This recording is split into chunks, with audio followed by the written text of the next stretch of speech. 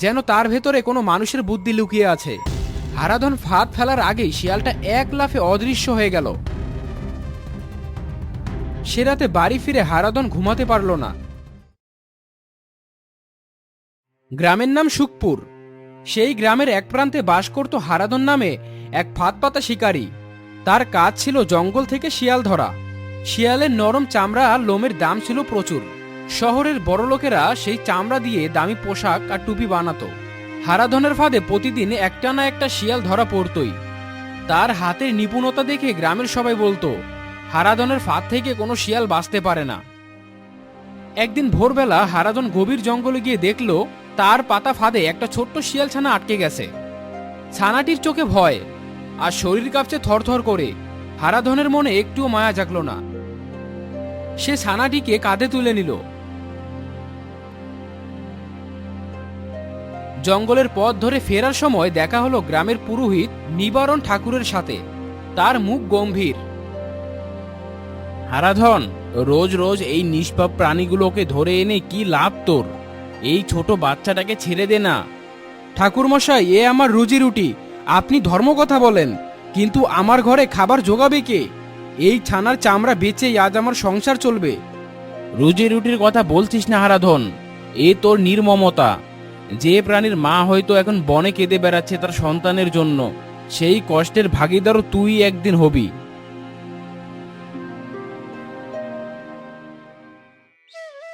বাড়ি ফিরে হারাধন দেখল তার স্ত্রী সাবিত্রী উনুনে ভাত বসাচ্ছে। ছোট্ট মেয়ে টুকটুকি উঠোনে বসে খেলছিল। বাবাকে শিয়াল কাঁধে দেখে সে দৌড়ে এলো। বাবা, আজ আবার কি ধরে এনেছো? বাবা, ওর চোখে দেখো কত ভয়। ওকে ছেড়ে দাও না। চুপ কর টুকি, এই বেচেই তোর জন্য নতুন জামা কিনবো। বাচ্চাদের মতো কথা বলিস না। সাবিত্রী স্বামীকে বাধা দিল না, কিন্তু তারও মন সাড়া দিল না এই কাজে। সেই দিন বিকেলে হারাধন শহরের কাপড় ব্যবসায়ী মহেশ শেঠের কাছে ছানাটিকে বেচে দিল। মহেশ শেঠ খুশি হয়ে বেশ কিছু স্বর্ণ মুদ্রা দিল। আগামী সপ্তাহে বড় সাহেবের বাড়িতে এক ভোজ আছে, সেখানে শিয়ালের চামড়ার আলোয়ান লাগবে, আরো এনে দিস।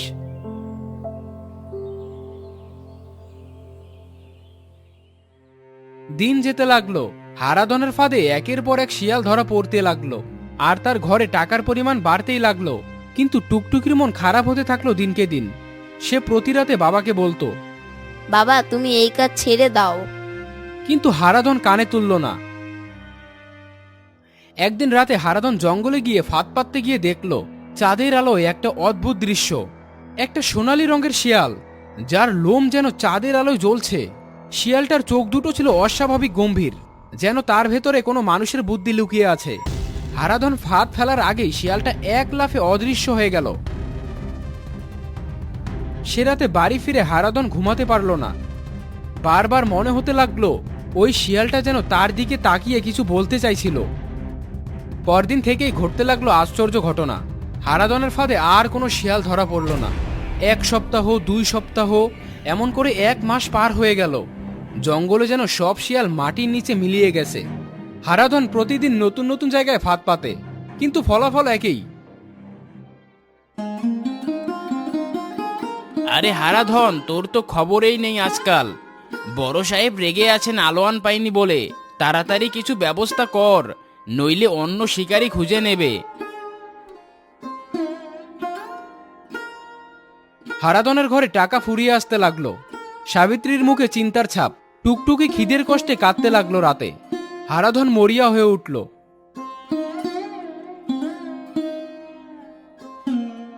আজ যেভাবেই হোক আমাকে কিছু একটা ধরতেই হবে, নইলে আমার পরিবার না খেয়ে মরবে।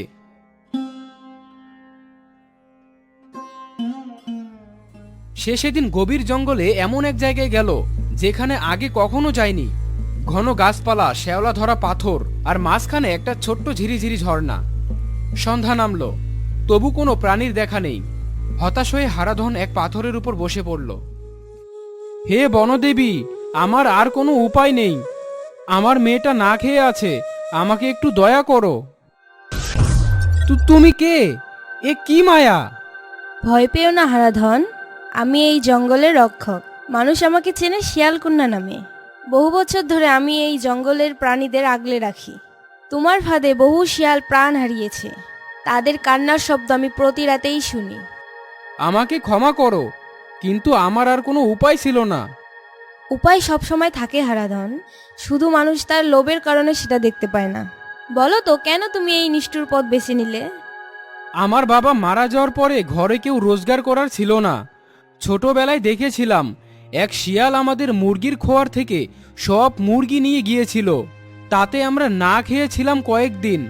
সেদিন থেকেই আমার মনে শিয়ালের প্রতি এক তীব্র রাগ জন্মেছিল। ভেবেছিলাম এদের ধরে বেচেই আমি আমার প্রতিশোধ আর রুজি দুটোই একসাথে মেটাবো। শিয়াল কন্যা কিছুক্ষণ চুপ করে রইল, তারপর বলল, একটা প্রাণী তার স্বভাব অনুযায়ী খাবার খুঁজেছিল মাত্র, সেটা প্রতিশোধের বিষয় নয়। কিন্তু তোমার মনে এখনো পুরোপুরি অন্ধকার নামেনি হারাধন, নইলে তুমি এই ঝর্ণার ধারে এসে বনদেবীর কাছে ক্ষমা চাইতে না। আমি তোমাকে একটা সুযোগ দিতে চাই। কি সুযোগ? আজ থেকে তুমি আর কোনো শিয়ালকে ফাঁদে ফেলবে না, কোনো প্রাণীকে হত্যা করবে না, বরং প্রতিদিন জঙ্গলে এসে আহত বা বিপদে পড়া প্রাণীদের সাহায্য করবে। এটাই হবে তোমার প্রায়শ্চিত্ত। কিন্তু এতে আমার পরিবার বাঁচবে কিভাবে? আমার তো আর কোনো রোজগারের পথ নেই। তুমি যতবার সত্যিকারের মন থেকে কোনো প্রাণীকে সাহায্য করবে, সেদিন সন্ধ্যায় ঘরে ফিরে তোমার উঠোনে বকুল গাছের গোড়ায় একটা করে স্বর্ণ মুদ্রা পাবে। কিন্তু মনে রেখো, লোভে পড়ে যদি আবার কোনো প্রাণীকে হত্যা করো, তাহলে এই আশীর্বাদ চিরদিনের জন্য অভিশাপে বদলে যাবে। শিয়ালকন্যা ধীরে ধীরে আলোয় মিলিয়ে যায়। হারাধন কিছুক্ষণ স্তব্ধ হয়ে দাঁড়িয়ে থাকে, তারপর ধীরে ধীরে বাড়ির পথ ধরে। বাড়ি ফিরতেই হারাধন দেখল পথের ধারে একটা শিয়ালছানা কাটা ঝোপে আটকে আছে, পা থেকে রক্ত ঝরছে। আগে হলে হারাধন সেটাকে সহজেই ধরে ফেলত, কিন্তু আজ তার হাত কাঁপল না ফাঁদ পাতার জন্য। বরং সে সাবধানে কাটা সরিয়ে ছানাটির পা থেকে রক্ত মুছে দিল, তারপর কিছু পাতা থেতো করে ক্ষতস্থানে লাগিয়ে দিল। ছানাটি প্রথমে ভয় পেলেও পরে কৃতজ্ঞ দৃষ্টিতে তাকিয়ে জঙ্গলে ফিরে গেল। সেদিন রাতে ঘরে ফিরে হারাধন সাবিত্রীকে সব বলল। সাবিত্রী প্রথমে বিশ্বাস করতে পারল না। এসব কি সত্যি হতে পারে, মায়াবী শিয়াল? জানি না সাবিত্রী, কিন্তু আজ আমি নিজের চোখে দেখেছি। চলো উঠোনে গিয়ে দেখি। দুজনে উঠোনের একপাশের একটা গাছের টবের কাছে যায়। মাটি সরাতেই একটি রূপোর মুদ্রা চকচক করে ওঠে, টুকটুকি ছুটে আসে। বাবা, তুমি সত্যি আজ থেকে কোনো প্রাণীকে মারবে না তো? না মা, আমি প্রতিজ্ঞা করছি, আজ থেকে আমি শিকারী নই, আমি এই বনের সেবক। পরদিন থেকে হারাধনের জীবন বদলে যেতে লাগলো। সে রোজ ভোরে জঙ্গলে যেত, কিন্তু ফাঁদ পাততে নয়, বরং আহত পাখি, খোরা হরিণ কিংবা জলে পড়ে যাওয়া খরগোশদের বাঁচাতে। প্রতিদিন সন্ধ্যায় বকুল গাছের গোড়ায় একটা করে রূপোর মুদ্রা পাওয়া যেতে লাগলো। কয়েক মাসের মধ্যে হারাধনের ঘরে সচ্ছলতা ফিরে এলো। সে জমানো মুদ্রা দিয়ে একটা ছোট্ট মুদিখানার দোকান খুললো গ্রামের বাজারে। হারাধন, তোর এই পরিবর্তন দেখে সত্যিই আমার মন ভরে গেছে। তুই এখন গ্রামের গর্ব। কিন্তু এই পরিবর্তনের খবর যখন মহেশ শেঠের কানে পৌঁছালো, তার মনে হিংসা জাগলো। সে ভাবল, নিশ্চয়ই হারাধন কোনো গুপ্তধন পেয়েছে। একদিন সে হারাধনের দোকানে এসে মিষ্টি কথায় জিজ্ঞাসা করলো, হারাধন, শিকার ছেড়ে দিয়েও তুই এত বড়লোক হলি কিভাবে রে? কোনো গুপ্তধন পেয়েছিস নাকি? হারাধন সরল মনে সব সত্যি কথা বলে দিল। শিয়াল কন্যার কথা, ঝর্ণার কথা, রূপোর মুদ্রার কথা। মহেশ শেঠের চোখে লোভ চকচক করে উঠল। সে ভাবল, আমি যদি নিজেই সেই ঝর্ণায় গিয়ে অনেকগুলো শিয়াল একসাথে ধরে ফেলি, তাহলে তো আমি রাতারাতি রাজার মতো ধনী হয়ে যাব। পরদিন ভোরেই মহেশ শেঠ কয়েকটা বড় জাল আর ফাঁদ নিয়ে সেই গভীর জঙ্গলের দিকে রওনা দিল। অনেক খোঁজাখুঁজির পরে সে ঝর্ণাটা খুঁজে পেল। সেখানে গিয়ে দেখল সেই সোনালি শিয়ালটা ঝর্ণার ধারে জল খাচ্ছে। মহেশ শেঠ লোভে অন্ধ হয়ে জাল ছুঁড়ে দিল শিয়ালটার দিকে, কিন্তু জাল মাটিতে পড়ার আগেই চারদিক থেকে একটা প্রবল ঝড়ো বাতাস বইতে শুরু করলো। ঝর্ণার জল হঠাৎ ফুঁসে উঠল ঢেউয়ের মতো। মহেশ শেঠ ভয়ে পিছিয়ে গিয়ে পাথরে পা ঝরকে ঝর্ণার জলে পড়ে গেল। লোভী মানুষ, তুমি নিজের চোখে দেখেও শিক্ষা নাওনি। যে হৃদয়ে শুধু লোভ আর স্বার্থ থাকে, সে প্রকৃতির দয়া পাওয়ার যোগ্য নয়। আজ থেকে তুমি এই লোভের প্রতিমূর্তি হয়ে পাথরে পরিণত হবে, যতক্ষণ না তোমার হৃদয়ে সত্যিকারের অনুতাপ জন্মায়।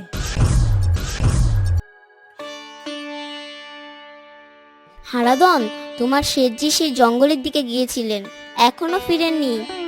আমার বড় ভয় করছে, তুমি একটু দেখো না। হারাধন সব বুঝতে পারলো। মহেশ শেঠ নিশ্চয়ই লোভে পড়ে ঝর্ণার দিকে গিয়েছে। সে দেরি না করে জঙ্গলের পথ ধরল। হে শিয়াল কন্যা, আমি জানি এই মানুষটা লোভের বশে ভুল করেছে, কিন্তু তাকে একটা সুযোগ দাও। আমি নিজে তার হয়ে কথা দিচ্ছি, একে ছেড়ে দিলে আমি নিশ্চিত করব যে আর কখনো সে এমন ভুল করবে না। হারাধন, তোমার এই মায়া আর ত্যাগ দেখেই বোঝা যায় তুমি সত্যিই বদলে গেছো। শুধু নিজের প্রতিজ্ঞা পূরণ করলেই হয় না, অন্যের জন্য এভাবে দাঁড়ানোই প্রকৃত মনুষ্যত্ব। তোমার অনুরোধ আমি রাখবো, কিন্তু শর্ত একটাই, এই মানুষটাকে তোমার নিজের চোখে চোখে রাখতে হবে, যেন সে আবার লোভের পথে না যায়। আমি কথা দিচ্ছি। শিয়াল কন্যা শরীর থেকে সেই রূপলি আরো বেরিয়ে এসে পাথরের মূর্তিতে পড়তেই মহেশ শেঠ আবার মানুষে রূপান্তরিত হলো। আমি ভুল করেছিলাম হারাধন, লোভে অন্ধ হয়ে গিয়েছিলাম, আমাকে ক্ষমা করো। উঠুন শেঠজি, ভুল সবাই করে, কিন্তু সেই ভুল থেকে শেখাটাই আসল কথা। চলুন বাড়ি ফিরি। এই গল্প আমাদের শেখায় প্রকৃতির প্রতিটি প্রাণীর মধ্যেই লুকিয়ে থাকে জীবনের সমান অধিকার। লোভ আর নিষ্ঠুরতা মানুষকে সাময়িক লাভ দিতে পারে, কিন্তু তার পরিণতি হয় ভয়ঙ্কর। অন্যদিকে অনুতাপ, দয়া আর পরিশ্রমই মানুষকে প্রকৃত সম্মান আর সুখ এনে দেয়। যে হৃদয়ে করুণা থাকে, প্রকৃতি নিজেই তার পথ প্রশস্ত করে দেয়। আর ভুল স্বীকার করে জীবনকে বদলানোর সাহসই মানুষকে প্রকৃত অর্থে মহান করে তোলে। আজকের গল্পটি এই পর্যন্তই। আপনাদের যদি গল্পটি ভালো লেগে থাকে, অবশ্যই আমাদের চ্যানেলটি সাবস্ক্রাইব করে পাশেই থাকবেন। এই পর্যন্ত আমাদের সঙ্গে থাকার জন্য আপনাদেরকে অসংখ্য ধন্যবাদ।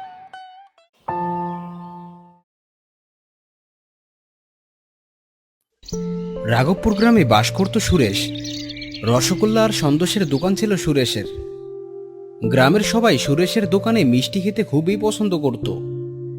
বিশেষ করে তার রসগোল্লার কদর ছিল সবার কাছে। দূর দূরান্ত থেকেও মানুষ আসত সুরেশের মিষ্টি খেতে। একদিন কমল নামে এক ব্যক্তি এলো সুরেশের দোকানের সামনে। এই গ্রামে সে নতুন এসেছে। দাদা, আমাকে একটু রসগোল্লা দিন তো। আপনারে তো আগে কোনোদিন দেখি নাই। আপনি কি রাঘবপুরে নতুন আইছেননি? হ্যাঁ দাদা, আমি এই গ্রামে নতুন এসেছি। আপনার দোকানের মিষ্টির খুব সুনাম শুনেছি চারিদিকে, তাই একবার চেখে দেখতে এলাম। আচ্ছা ঠিক আছে, আপনি বহেন, আমি রসগোল্লা আর সন্দেশ লই আহি।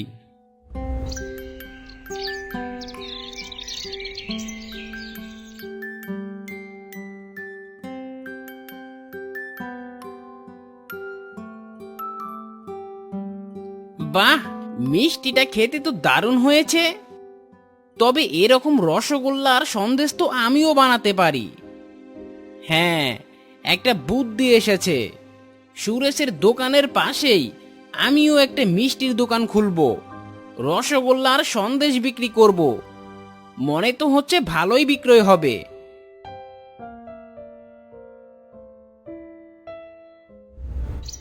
কয়েকদিনের মধ্যেই সুরেশের দোকানের সামনে একটি মিষ্টির দোকান খুলল কমল। দোকানে বসে কমল খদ্দেরকে ডাকতে লাগলো। আসুন বাবু, আসুন, তাজা মিষ্টি খেয়ে যান। গরম গরম রসগোল্লা, নরম সন্দেশ, তাড়াতাড়ি আসুন। বাজারের মানুষেরা কমলের ডাক শুনল, কিন্তু কমলের দোকানে কোনো লোকই এলো না। সে হতাশ হয়ে বসে রইল। সারাদিন ধরে এত ডাকাডাকি করলাম, কিন্তু কেউই তো আসছে না। এভাবে চললে কি আর হবে? তবে মাথায় একটা বুদ্ধি এসেছে। এখনই না, দুই একদিন পরে চেষ্টা করব, মনে তো হয় কাজ করবে। এভাবেই দুদিন চলে যায়। এই কয়দিনে কমলের তেমন বিক্রি হয় না, খদ্দেররাও বেশি আসে না। এই দেখে সুরেশের মন একটু শান্তি পেল। আমি তো ভাবছিলাম যে কমলের লাইগা আমার দোকানের বেচা কিনা কমে যাইব, কিন্তু আমার দোকান পুরানা হওয়ায় এখনো ঠিকঠাকই চলতেছে। কমল যখন দেখল তার বিক্রি একেবারেই ভালো হচ্ছে না, তখন তার সেই বুদ্ধিটার কথা মনে পড়ল। তাহলে এখন থেকে সেই বুদ্ধিটা ব্যবহার করতে হবে। এরপর কমল তার দোকানের নাম বদলে লিখল কমলের বিখ্যাত রসগোল্লা। আর জোরে জোরে খদ্দেরকে ডাকতে লাগলো। আসুন বাবু আসুন, কমলের বিখ্যাত রসগোল্লা খেয়ে যান। দামেও কম, স্বাদেও অতুলনীয়, শরীরের পক্ষেও ভালো। আসুন আসুন।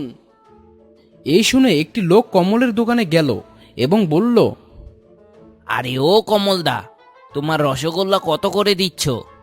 মাত্র 5 টাকা পিস। আচ্ছা, তাহলে 10টা দাও তো দেখি। আপনি বসুন, আমি দিচ্ছি। এই বুদ্ধিটা কমলের কাজে লাগলো। যাক, তাহলে এই বুদ্ধিটা কাজে লাগলো। এইদিকে সুরেশ মাথায় হাত দিয়ে তার দোকানে বসে আছে। এখন আমি কি করুম, কই যামু আমি? সব খদ্দেরগুলা কমলের দোকানে চলে যাইতাছে, অহন আমার ব্যবসা কেমনে চলবো? এমন সময় সুরেশের ছোট ভাই নবীন আসে সুরেশের দোকানে। কি গো সুরেশ দাদা, দোকানে বসে একা একা কি বিড়বিড় করছো?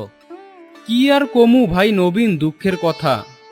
সব খদ্দেররা কমলের দোকানে চলে যাইতাছে রসগোল্লা খাইতে।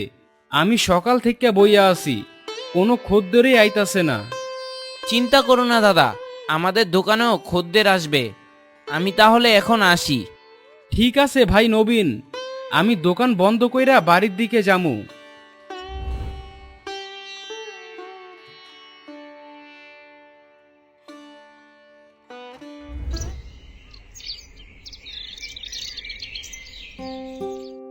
বুঝলা সুমিত্রা, ওই কমলের মিষ্টির দোকানের লাইগা আমার দোকানে খদ্দের নাই বললেই চলে। তুমি খালি পরিশ্রম করতে থাকো, বিধাতা যা লিখেছেন তাই তো হবে, ভাগ্যে যা লেখা আছে সেটাই তো হবে। বাবা, তুমি ভরসা রাখো, একদিন আমাদের দোকানে অনেক বিক্রি হবে। তুমি দেখো বাবা। তুই ঠিকই কইছস রে মা, তোর কথাই যেন সত্যি হয়।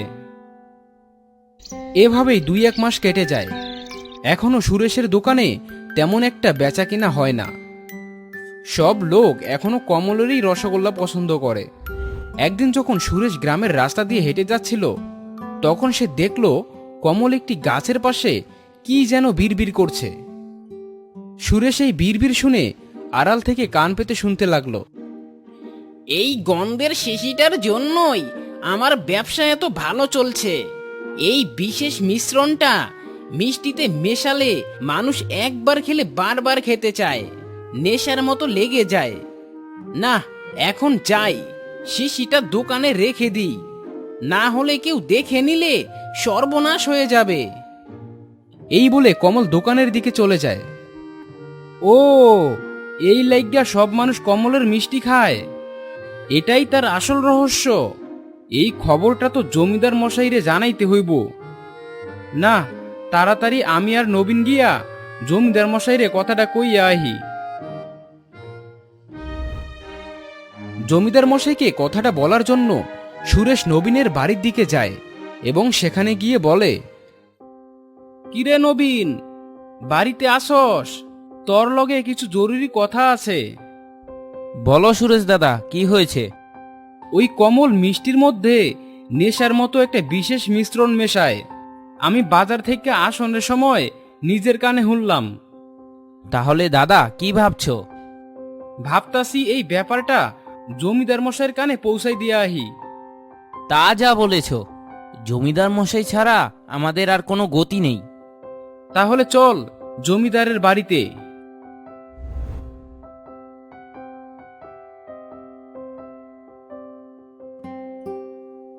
এই গ্রামের জমিদার ছিলেন খুবই ন্যায়পরায়ণ এবং সৎ মানুষ। গ্রামের সবাই তাকে খুবই সম্মান করত। এইদিকে সুরেশ নবীনের সাথে জমিদারের বাড়ির সামনে পৌঁছে যায়। কিরে সুরেশ, তোরা হঠাৎ আমার বাড়িতে কি মনে করে? এই যে জমিদার মশাই, ওই কমল আছে না, এই কমল তার দোকানের মিষ্টির মধ্যে একটা বিশেষ নেশার মিশ্রণ মেশায়। এইতে অনেক মানুষের শরীর খারাপ হইতাছে, এর কিছু একটা ব্যবস্থা করেন। হ্যাঁ জমিদার মশাই, আমারও কয়েকদিন আগে সন্দেহ হয়েছিল। আমিও একদিন ওর দোকানে রসগোল্লা খেয়েছিলাম। তারপর 2-3 দিন আমার রোজ কমলের দোকানের মিষ্টি খেতে ইচ্ছে করত। পেটে গন্ডগোল হওয়ার পরে আমি আর খাইনি। ও এখন বুঝলাম। ঠিক আছে, কাল সকালে আমি হরিপদকে নিয়ে কমলের দোকানে যাব। তোরাও সকাল সকাল কমলের দোকানের সামনে চলে আসিস। ঠিক আছে জমিদার মশাই, আপনার কথা মতো কাল সকাল সকাল পৌঁছাই যামু। ঠিক আছে জমিদার বাবু, তাহলে আমরা এবার আসি। ঠিক আছে, সাবধানে যাস।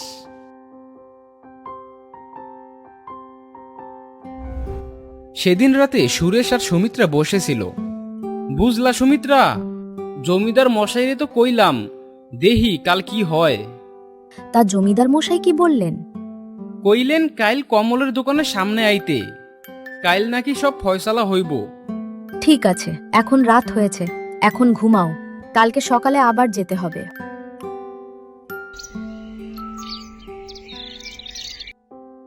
পরের দিন সকালে কমলের দোকানের সামনে সবাই চলে আসে। জমিদার বাবুও এইমাত্র এসে পৌঁছেছেন। কিরে কমল, তুই নাকি তোর মিষ্টির মধ্যে নিশার মিষ্টি মিশাস? না না, আমি কোনো মিশ্রণ মিশাই না তো। ওই সুরেশ আপনাকে মিথ্যে বলছে। তাই নাকি? তাহলে তোর রান্নাঘরে ওই শিশির মধ্যে কি আছে? কোনটা? না না, আমার দোকানে কোনো মিশ্রণ নেই। কমল মিছা কথা কইতাছে। যদি বিশ্বাস না হয় তাহলে কমলের রান্নাঘরে গিয়া দেখেন জমিদার মশাই, আছে কি নাই। তাহলে তাই হোক। এই বলে সবাই কমলের রান্নাঘরের দিকে যায় এবং সেখানে গিয়ে দেখে সত্যি সত্যি রান্নাঘরে একটা ছোট শিশি লুকিয়ে রাখা আছে। কিরে কমল, তুই তো মিথ্যে কথা বললি। আর তুই তো ভালোভাবে জানিস যে আমার মিথ্যে কথা একদমও সহ্য হয় না। কমলের শাস্তি হলো গোটা গ্রামকে কমল একা 3 দিন বিনামূল্যে মিষ্টি খাবে, আর এই শিশি কখন আর ব্যবহার করবি না। এটাই তোর শাস্তি। এখন থেকে কমল আর কখনো মিষ্টিতে কোনো মিশ্রণ মেশায় না। আর সুরেশের ব্যবসা আবার আগের মতো হয়ে গেল, বরং আগের চেয়েও বেশি খদ্দের আসতে লাগলো সুরেশের দোকানে। কারণ সবাই জেনে গিয়েছিল যে সুরেশ সৎ মানুষ, তার মিষ্টিতে কোনো ভেজাল নেই। আর রিয়ার কথাও সত্যি হলো, তাদের দোকানে আবারও হাসি ফিরে এলো।